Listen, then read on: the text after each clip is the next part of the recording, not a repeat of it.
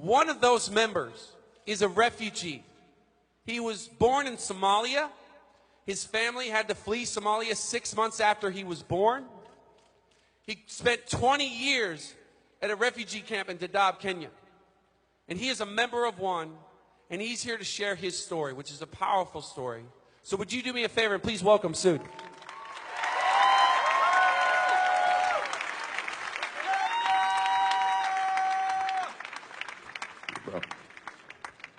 So Suud, you and your family had to leave Somalia. Why did you have to leave?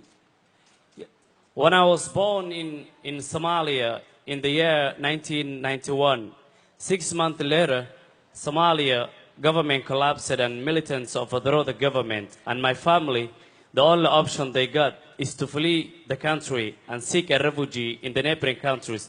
Otherwise, we will be like families who have been killed, tortured, and their properties has been looted. The country become lawlessness, and we seek a refugee in Kenya. You know, just for context and time as well, this was during the time, the events right before. A lot of people here have probably seen the movie Black Hawk Down.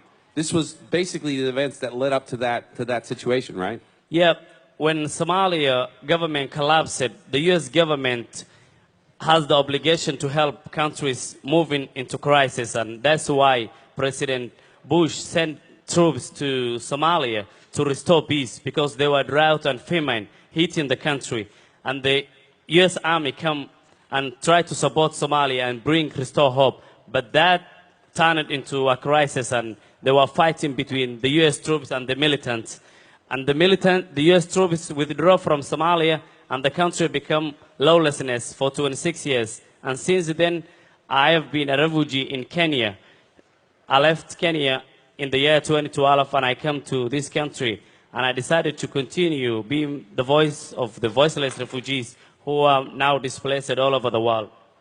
Suud, when you were in this camp, how difficult was it for you to access something like education?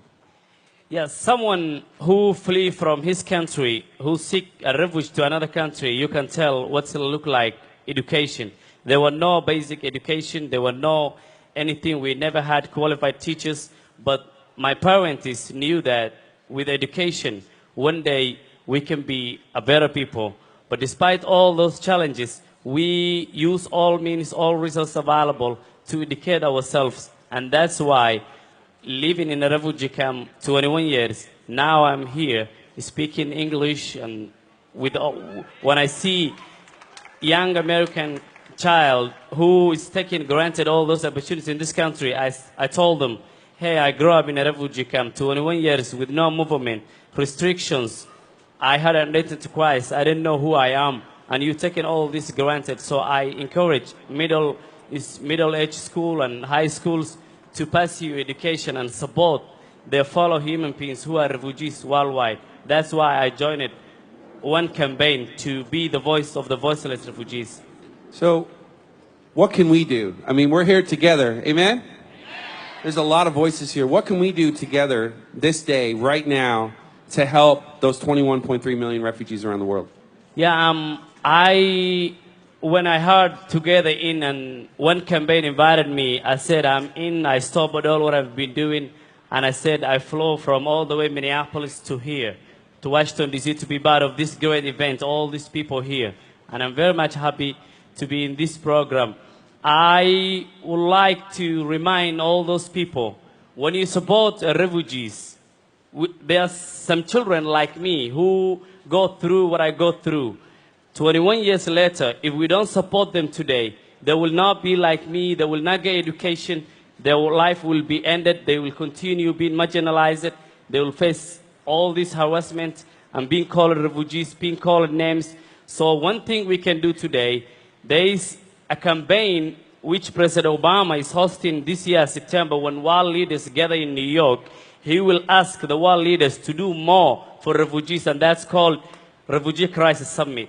So today, one campaign and great organizations like one, what they're doing is to ask all those people, and people like me who experience such horrific life, 22 years in refugee camp is not easy. So all I ask all these people today is to go to the tent located at one not far from here and sign letters, say I'm supporting child girl education, refugee education, and world leaders will see your voice and your letters, and they will act and support refugees' access to education. Because my time, there were no access to education. Me and my 3 sisters, we use every time we see something we read, we used to read.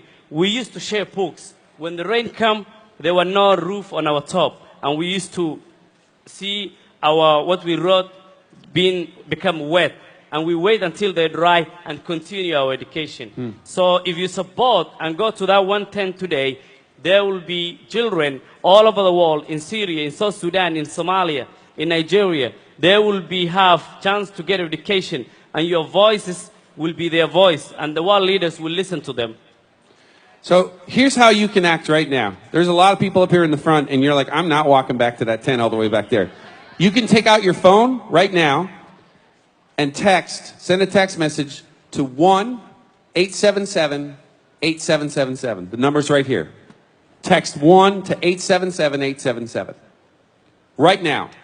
You can join your voice with the movement of over 7 million people around the world that basically says this: for us as Christians, Jesus says in Matthew 25, whatever you do to the least of my brothers, you do unto me. When I was hungry, you gave me something to eat. When I was thirsty, you gave me something to drink. When I was in prison, you visited me. When I was a stranger, you took me in. This is an opportunity for us to sow Matthew 25 into 21.3 million people around the world. Because when they grow up and they say, why was this education available to me? They will know it was because of countries like the United States, because the people of the United States took the commandment by their God seriously to love their neighbor. So you can do that right now. You can, if you're in the back, you can walk to the cause tent. It's the black banner over there with the one symbol, just like the one on Suud shirt, or just like the one on the screen. Guys, thank you so much for listening. Let's join our voice to this cause, and let's be a voice for the voiceless. God bless you.